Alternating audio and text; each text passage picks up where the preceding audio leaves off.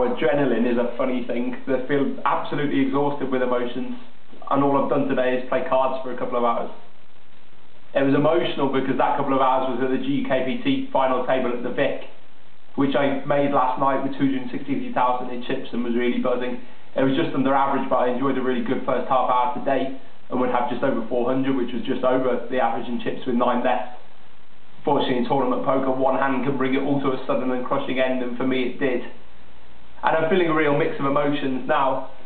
On one hand, on the bad hand, it carries on a really grim run of finishes of final tables. I just had a quick look at it, and the last 7 final tables, bizarrely, have taken each time either the average or just below or just above.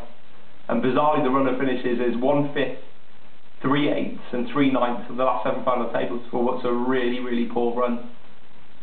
Overall, of course, I'm really happy about it, and it's so important to get things into perspective, and now that I'm home, that's really, really easy to do. Of course, there's two ways to look at any poker tournament. The right way, and the one that I've managed after a few minutes of feeling absolutely crushed, is this. I turned up at the Vic on Friday. Actually had a pretty kind of standard cup 2 or 3 days and not many massive decisions, and of course had more good luck than bad, and had a lot of fun along the way and finished 9th. Of course, it is impossible not to see it from the other point of view, the one that starts when there are 9 players left and I have the average stack, and one of the most bizarre things I've ever seen at a final table, an Italian guy on my left who was a lovely guy and a comical guy, but I guess I have to acknowledge played absolutely awful. I never really like it when people say, oh, he's an awful player or whatever, but I guess sometimes you have to acknowledge it, particularly when they play the first 11 pots at the final table in a row. So it was just so bizarre, and I was well aware that I might have to play against him for my whole stack into a pretty light situation.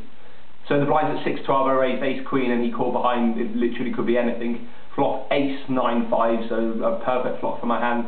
I decided to bet 80 of my remaining 330k, so that when he called it, which he did, it would actually only leave a pot-size bet on the turn.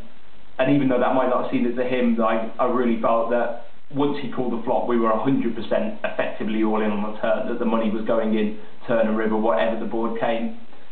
Turn comes a 10, which wasn't necessarily a great card, but I was so aware he was literally giving me value, definitely with any ace, and possibly even with 9-8 or pocket 6s on a 10-9-5, that he really had played as coolly as that. Was just incredible.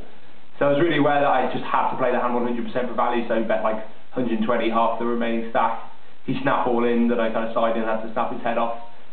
And he showed ace-10 for what effectively was a 3 out from the flop. It's an 800,000 pot, and for a while left me feeling more crushed than I ever have done in poker. But it seems that 10 minutes is about the time that takes to go. It was tons of fun for a few days at the Vic. There were lots of interesting hands, some funny ones in yesterday, which was a really lucky day for me. And I've run out of time on this video, but we'll do a couple of other videos talking about the interesting hands. But for now, bye.